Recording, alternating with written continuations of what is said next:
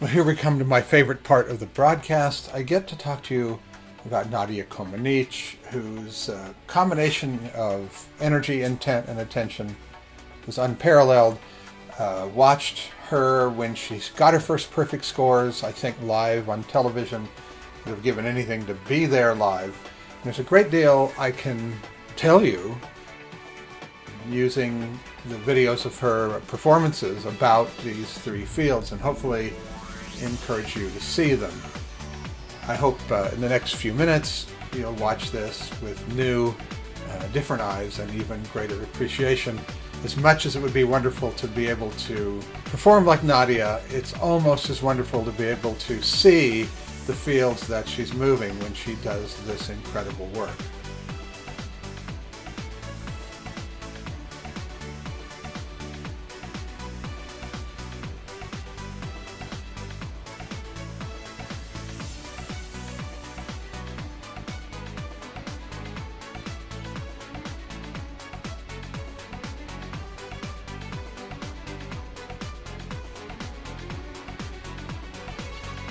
So let's take a look at that with some added effects.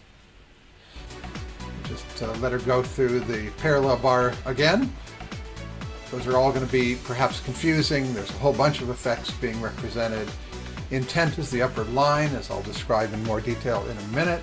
Verticality is the blue line. The white field around her is energy. The energy field associated with her. There's a broader, slightly darker field of attention. And you have a line of force running horizontally parallel to the bar. I'll show you in detail in just a minute what all those things are all about.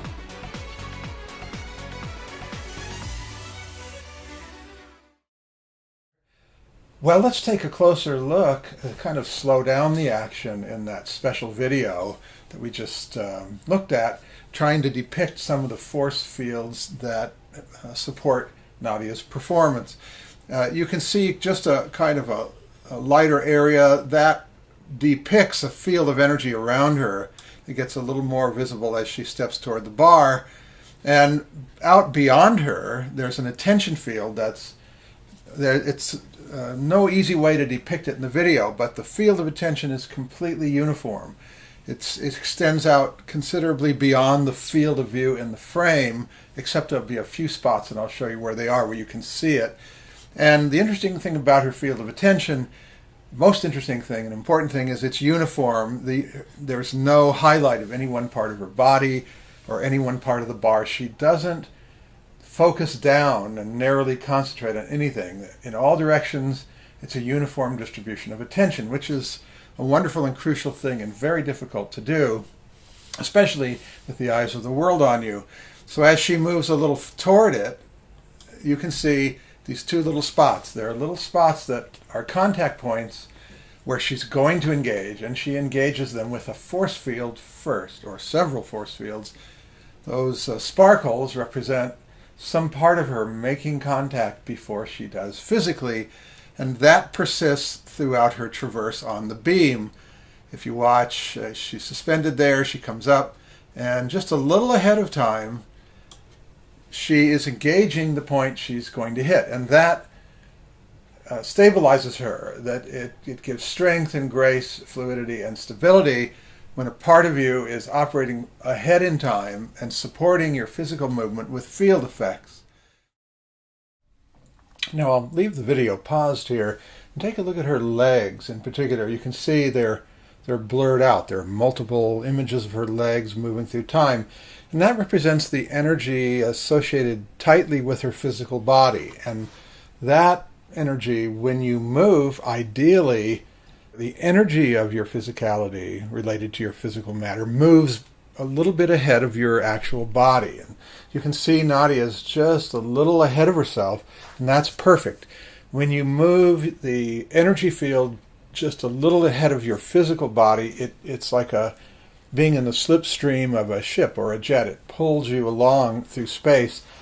It's playing with subtle timing related to the body, the physical body, and these fields in ways that maximize your efficiency and your speed and your grace. And it's amazing as you watch the video scroll to see she's always just a little bit ahead. Her mind has to be just a little ahead of her energy, and that has to be just a little ahead of her body. And there's a sweet spot in that timing, and she hits it throughout just perfectly. So we've talked about a little bit about energy and a little bit about attention, and I will move ahead here because the field of attention, you can see it expand and contract just a little bit. Here is the edge of the field of her attention, here and here. We'll scroll down further. You can see here the field of attention doesn't go infinitely. It encompasses all the space around her and the bar, and it moves as she moves. You can see the field of attention moving with her and remaining uniform within itself as she makes those traverses. But I want to talk about intent. There's a line here, and it's this white line up in the left corner that gently goes across, and it's a fascinating representation, almost like a waveform or a meter. If it were to dip at any point, that would mean she was less connected and engaged with the force of intent. And if it were to break entirely, it would mean that there were literally periods in her performance that were not intentional. But if you look at that line for Nadia's performance, it's an absolute straight line, maximum possible intent across the entire traverse of her performance. I will show you some other gymnastic performances in just a minute where if you looked at that line, it would be up and down and broken and dipping radically with occasional spikes as a person goes through their performance. Well, that's not happening for Nadia. Another thing to look at is this little purplish blue dot. That dot follows her through her performance, and it stays centered. Low is usually better. It needs to free float if you're looking at her in a vertical head-up position, kind of low in the body. Throughout her performance, that center stays soft and floats gently and gracefully, but it never goes to her hands or her feet or her head or her heart, which are the usual spots. And as I mentioned, we'll be seeing a few other gymnastic performances by other gymnasts to compare. The centeredness that she achieves is a perfect 10. It's a perfection all the way through her performance. It never leaves that crucial area, which is the preferred area because it results in the most grace in movement and the most powerful kind of concentration combined with relaxation and ease. Very important fundamental of energetics. You can see even when she tumbles, it stays there. It doesn't change with gravity. It doesn't go to the limb or the joint that's doing the most work, which are common problems for people. It stays there, and it is amazingly important in providing the performance that she provides. And the level that she's doing it is immensely difficult for people to achieve. Now, another element that's interesting about energy, attention, and intent, this support here, a form of energetic columnar support from the energy of the planet. And it's something we have the option to accept or not, and we can learn to connect with that. And it is a boost. It provides a sensation of being closer to weightlessness, less mass. It is a gentle counterbalance experientially to the force of gravity. And she gets it going here. If you look at the stability, it looks like the same solid connection runs all the way up through the beam. It's almost only incidentally is the beam a part of that support. Then we look at a really interesting phenomenon, and that is, or a series of phenomena, and that has to do with these two lines.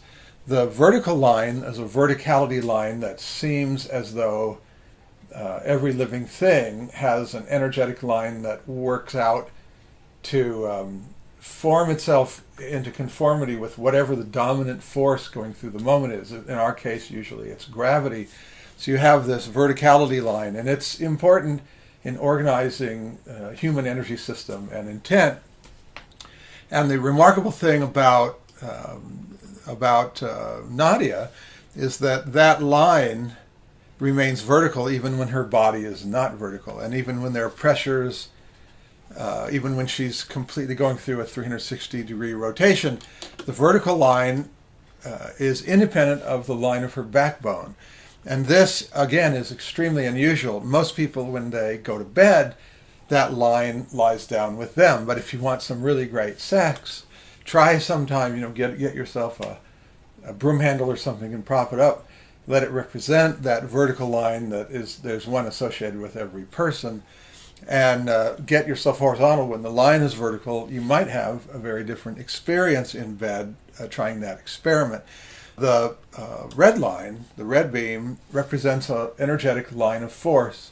The lines are actually all around us all the time, but we can connect with our center to an energetic line of force, and it provides stability and ease of movement in the axis with which it itself is aligned. And the combination of these elements contributes hugely to the power, the memorability of the performance that she's giving, and its capacity to change others who observe it. We watch this from here and look at all those factors. Her energy field is the right size for her. She's illuminating key points before her body touches them. Her center is perfect. Her verticality is unparalleled great. And she's always connected with a line of force that fluctuates as she goes up and down, but it's essentially the same line, turning to that line, relating always to the line of force, and maintaining this constant totality of intent while her field of attention remains uniform, only reference points, but nothing over-focused. That is a brief tour. Let's take a look at some more.